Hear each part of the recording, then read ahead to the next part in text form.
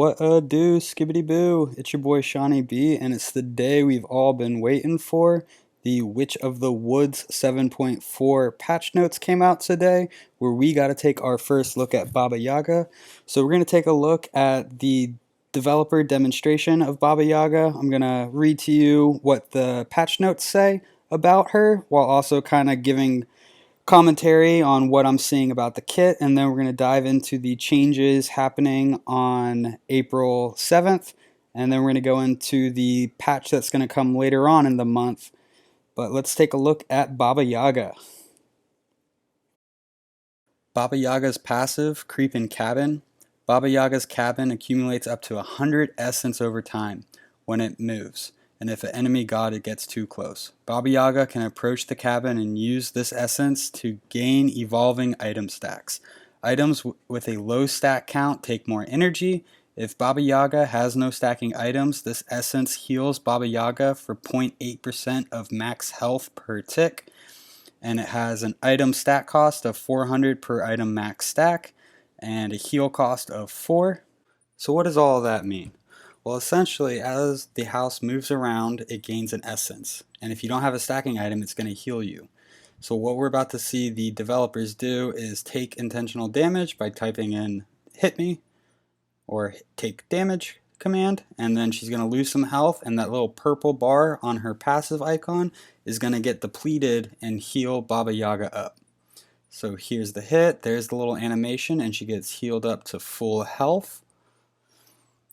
The house sits back down, you've used all of the passive, and then in this next clip, you have a stacking item, and as you get close to it, you can see you start to get stacks. So leaving spawn, this Baba Yaga has 6 stacks on the Warlock staff, and then the house just sits back down until it follows you.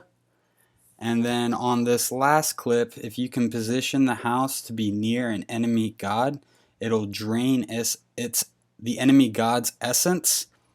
And then what we're about to see in this clip is these purple lines, and then as you get close, you start to gain stacks on that Warlock staff. So the house is taking the essence and feeding it into your stacks, and that is how Baba Yaga's passive works.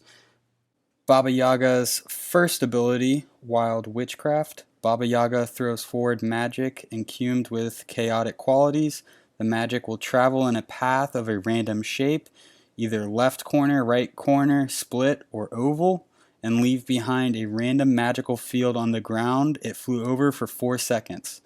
This field can boost friendly protection, boost friendly movement speed, lower enemy movement speed, or silence enemies. And it has a damage scale of 75 all the way up to 275 plus 75% of your magical power. The protection scale from 15 to 35. The movement speed scales from 20 to 30. The slow scales from 20 to 30. And the cost scales from 70 to 90. And this has a cooldown of 12 seconds. So what is going on your screen? Well, there's a couple things you need to know. 8 things in total. You can divide that into 2 categories: the shape of the projectile and the effect it has. So there are 4 different shapes: an L that goes to the right, a splitting one, just like the one on screen, an L that goes to the left, and then an oval attack. And then the effects will last on the ground for 4 seconds, 2 of which can buff your team, 2 of which can debuff the enemy team.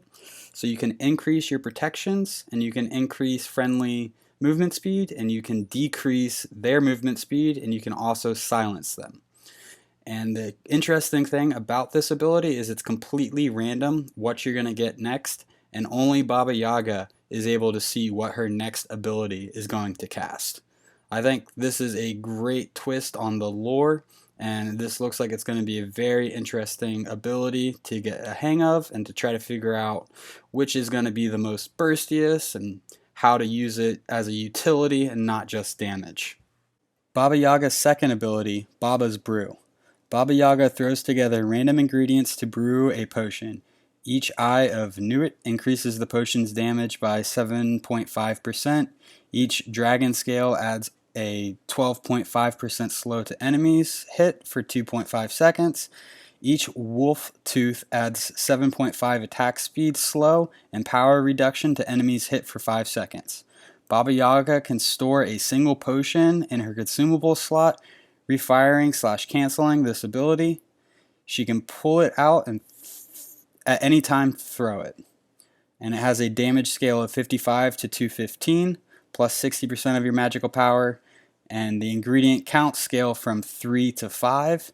It costs 60 to 80 mana, and the cooldown goes from 16 seconds to 14 seconds. Okay, so we've seen the kit. Now, how do we use this ability? Well, whenever you pop a 2, or you pop your second ability, you're going to get 5 random potion ingredients. If it's red, it's going to give you bonus damage. If it's blue, it's going to slow them. And if it's green, it's going to reduce their protections. So potentially, you could get a Baba Brew that has 5 blues. And if it has 5 blues, you're going to slow the enemy up to 62.5%, which is a nutty slow. You can also get 5 damage or 5 protection removals. And if you get 5 of anything, you're basically going to be able to really do some damage, remove some protections, or slow someone. But the coolest thing about this is you can actually store one of the potions that you brew. So if you do make a 5 blue and you want to save that 62.5% slow, you can save it in your potion slot by canceling the ability early. Baba Yaga's third ability, Blast Off, is her dash. Baba Yaga crawls inside her mortar for protection. While inside the mortar, she gains damage reduction, knockup protection, and begins to build up explosive magic. After 1 second, the magic explodes, launching Baba Yaga and her mortar in the direction she is facing. Enemies near the mortar when it explodes takes damage. And the damage scales from 80 to 260, plus 85% of your magical power. Damage reduction from 25 to 35%. It costs 60 to 80 mana on a scale, and the cooldown is 16 seconds. This ability is pretty straightforward. I feel like it's going to be used as an escape, maybe try to confirm some damage and then get out. You can be CC'd while in it, although you cannot be knocked up. So if you get stunned or frozen, you will take damage or get knocked out, and then you will be on cooldown, so you'll be in a bit of a pickle. And last but not least, Baba Yaga's ultimate, Home Sweet Home. Baba Yaga calls down her cabin, causing it to crash onto her and launch nearby enemies away. Baba Yaga commands the cabin for up to 8 seconds, using it as a protective shield to create and throw 4 Witchfire bolts from inside. When the thrown Witchfire lands, it explodes, dealing damage to enemies in an area while leaving behind a creeping patch of fire that chases nearby enemies. Enemy caught in the creeping fire take burn damage every 0.4 seconds. The landing damage is a scale of 100 to 280 at max rank, plus 50% of your magical power. The burst damage is a scale from 60 to 160, plus 30% of your magical power.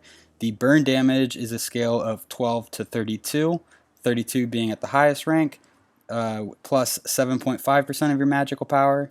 It gives a scaling shield health. Level 1, it's 100. Level 5, it's 420. And it costs on a scale from 60 to 100. And the cooldown is 90 seconds. This ability looks ridiculous. It looks very fun to use, but you can take damage in this ability. So you do want to kind of use it at range. It does have a knockup part to it, so if somebody's too close, you can always ult and then kind of just throw the fire things and try to path your way out. But that's going to be it for this Baba Yaga reveal, and next we're going to go into the patch notes and some of the changes that will be going into effect on April 7th. Hope you guys enjoy the rest of the video and that you enjoyed this look at Baba Yaga. The rest of the video is just going to be looking at the new skins, the god changes, and some of the patch notes that they are working on. Hello, today we're going to be going over the additional 7.3 changes that are happening live to Smite on April 7th.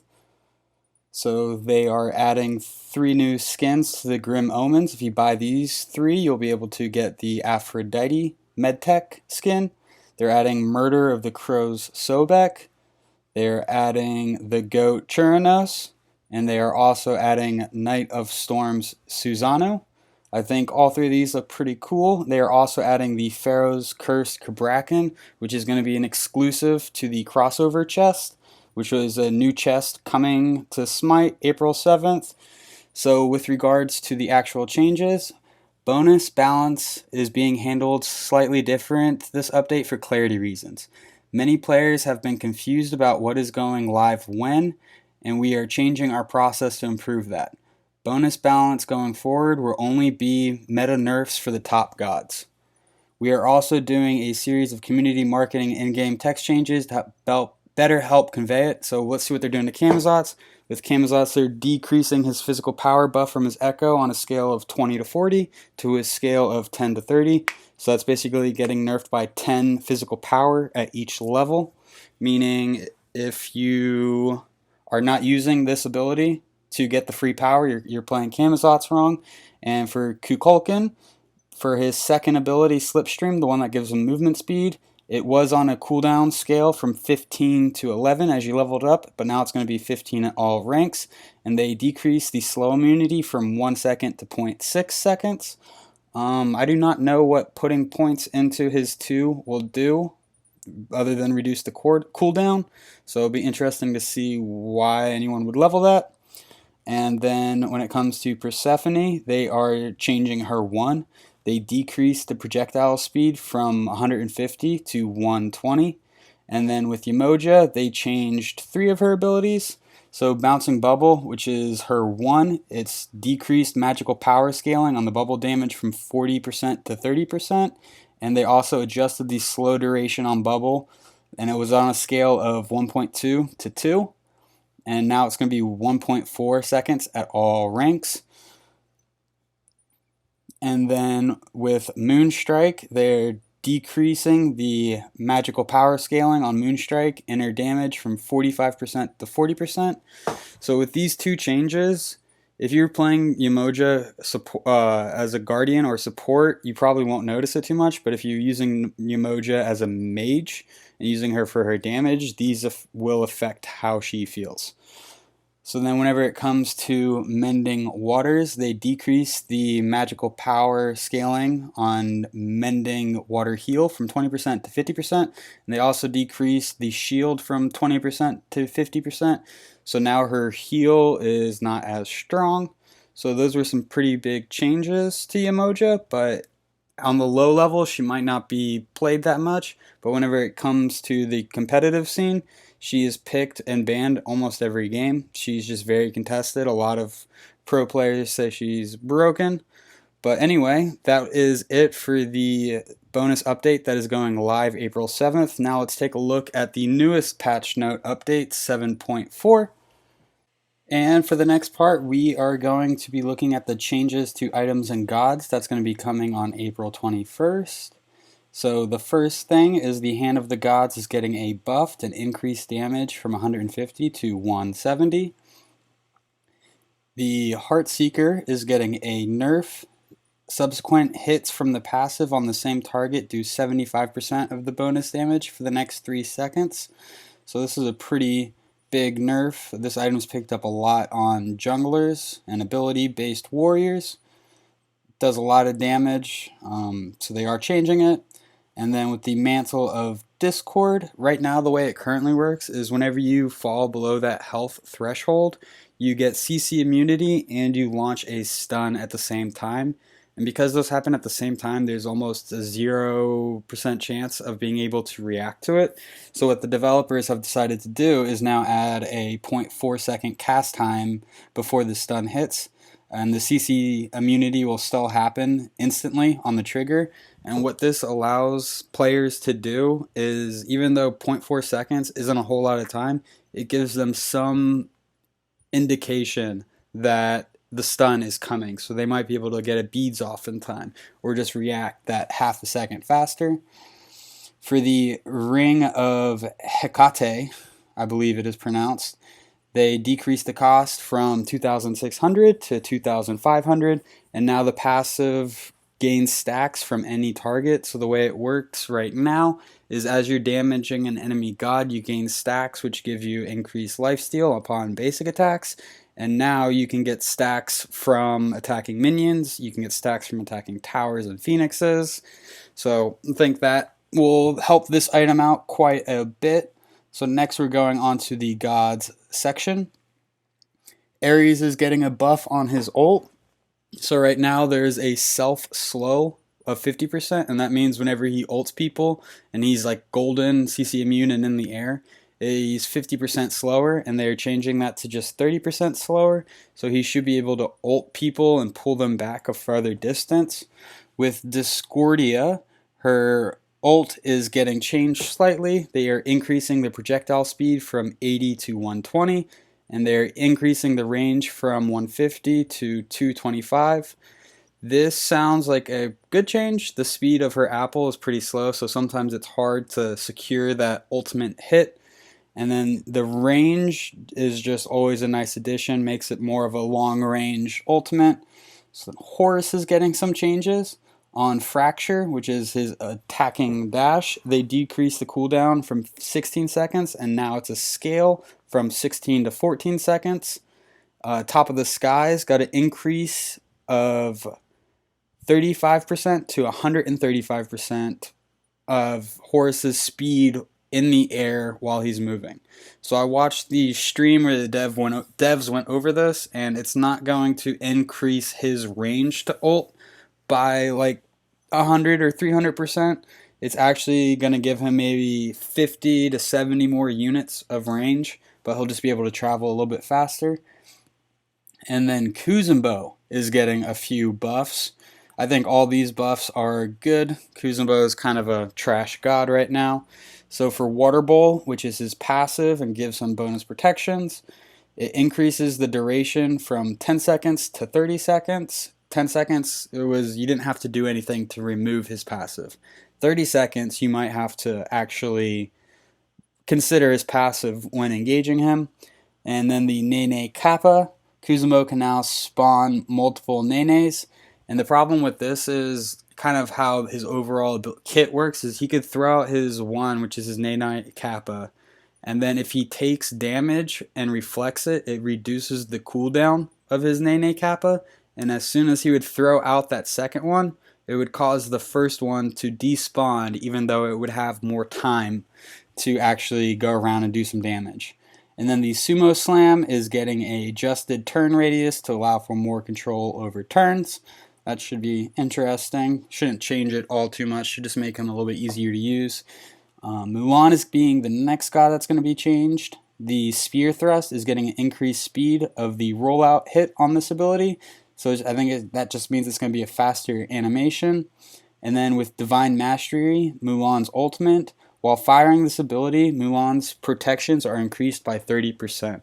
So if you've ever Mulan ultimate in somebody and landed in tower, and you just sat there and finished the rest of your ult while the tower was shooting at you, we've all been there.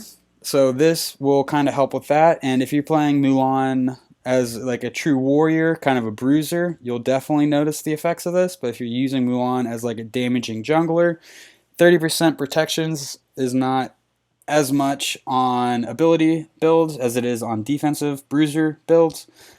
The next god to be changed is Ra and his Solar Blessing. The ability now provides 10 to 30 physical power and 20 to 40 magical power to allied guys who are standing within this area.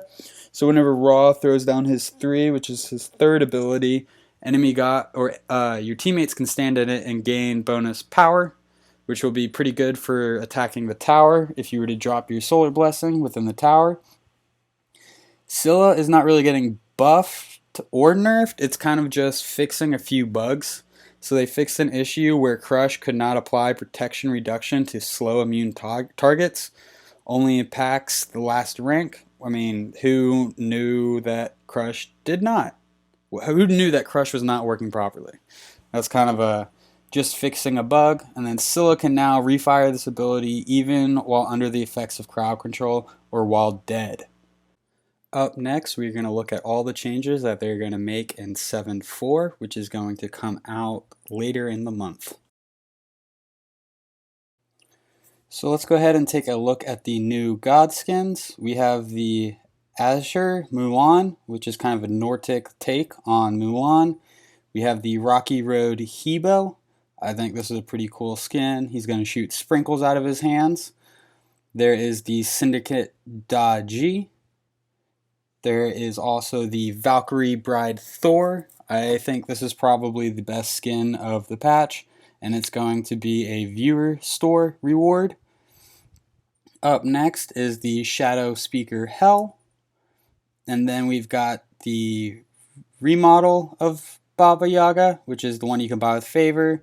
And then this is the Ascended Baba Yaga is going to be the Season Pass. And then we have the Golden Baba Yaga. And then we are also getting a Kitty Cafe Artemis, which is going to be the Chapter 2 reward for buying all 6 items. And then with the release schedule, we have Baba Yaga and all the skins above coming out on April 21st. And I believe the developers actually mean April 5th for this. Oh, April 5th for the 7.4 bonus update content. So this will be just a round of nerfs that will happen on May 5th. With Project Olympus, they have reduced clans currently because it was taking up a lot of processing power on their servers, and with everybody staying home, they have an increase in player base because of the issues going on around the world and everyone having to self-quarantine. There is the esports and live streaming, so nothing really there. The SPL is starting pretty soon. They improved the anti-toxicity measures. They're trying to crack down a little bit more on hate speech and real-life threats. They don't want anyone to be able to do that in Smite. Plus, I think there might be some legality things that they have to try to enforce. They are revising the Learn tab videos. They're adding a bunch of videos to help you how to play. But hey, that's what I'm here for. You don't need to watch their videos. The user interface is getting a little update. So in the character pick select screen, the lighting is not consistent across all gods apparently, so they're changing that so the gods look a little bit better. They are fixing some bugs, nothing that crazy, so we're going to just kind of scroll down to the Balance Live with the Witch of the Woods update April 21st. In all game modes, jungle camp timers will now appear on the minimap for all camps at the start of each match. So I'm hoping that means like an actual number system to tell you the timer, because the circle that gradually fills up, it's kind of hard to gauge how or what that time is supposed to represent unless you've played a lot of Smite. So in Conquest, they are adding a brand new thing called the Invader's Curse. The Jungle Shrine now emits a protective aurora around each team's representative speed and back harpy camps. The Invader's Curse only lasts for the first minute of the match. Debuff continuously refreshes on enemies in the area. And if you are standing in this, you're going to get 30% reduced healing, 30% reduced movement speed, and 30% reduced attack speed. So essentially, there was an issue in Smite where if mid and jungler are attacking speed camp and the enemy guardian wants to invade their speed camp, it is usually beneficial for the invading team to throw their jungler off. If they can slow down the jungler, it doesn't matter what you're doing the first 2 minutes really with the support. And they have made a bunch of efforts to try to fix this. If you invade a camp on the enemy side below 15 minutes, it's not worth as much XP. They added the Hand of the God potion that allows you to attack the jungle camps. And they also gave you a free ward to try to spot out invading. But it's still a problem, so they're adding this Invader's Curse to try to fix that in high levels of play in Smite. So for Joust, in the environment, adjustments made to lighting and shadows, decreased volume of various crystal hums around the map, slightly increased the width of the lane up to 10 feet in certain areas. So they made the lane a little bit better and they made it look a little bit better. Bug fixes. Fixed an issue where lane minions were scaling every 3 minutes instead of every 1 minute. So the way it's supposed to work and the way it works in other, well, at least the way it works in camps, is for every minute of gameplay that passes, the minions should get more health and reward more golden XP for killing them. It was cycling every 3 minutes when they wanted it to cycle every 1 minute. So if you are down on level and you clear wave, it should help catch you up just a little bit quicker, so there shouldn't be as much snowballing. Lane minions increase minion kill reward distance 800 feet to 120 feet. Added XP reward scaling 2.5 XP every minute. Increase match HP scaling of archer minions from +5 to +10 every minute. The buff camps are getting increased max HP scaling on all minions. Increased base HP of small camp minions.